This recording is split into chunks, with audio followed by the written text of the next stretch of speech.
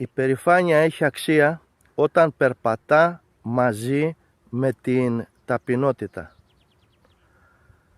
Ίσως να έφτασα ψηλά, μα χαμηλά κοιτάω, γιατί από πού ξεκίνησα δεν θέλω να ξεχνάω.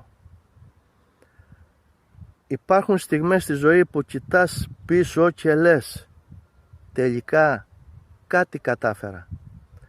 Όχι γιατί έγινα σπουδαίος στα μάτια των άλλων, αλλά γιατί ξεκίνησα από ένα σημείο που μόνο εγώ γνωρίζω πόσο δύσκολο ήταν.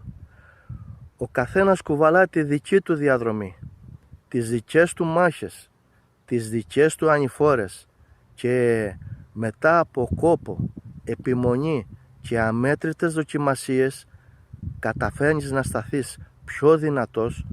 Έχεις κάθε δικαίωμα να είσαι υπερήφανος.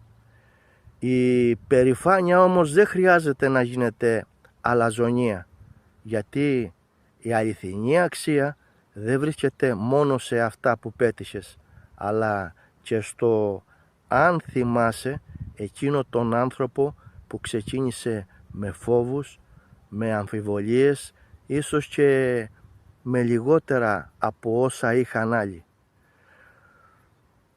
Δεν ξεχνώ από πού ξεκίνησα. Δεν ξεχνώ τις δυσκολίες, τα λάθη, τις απογοητεύσεις, ούτε τους ανθρώπους που στάθηκαν δίπλα μου. Και ίσως αυτό είναι η μεγαλύτερη επιτυχία από όλες.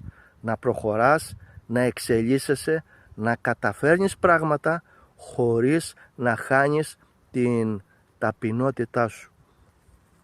Γιατί δεν έχει σημασία μόνο να ανεβαίνεις, σημασία έχει όσο ανεβαίνεις να παραμένεις άνθρωπος. Ώρα καλή,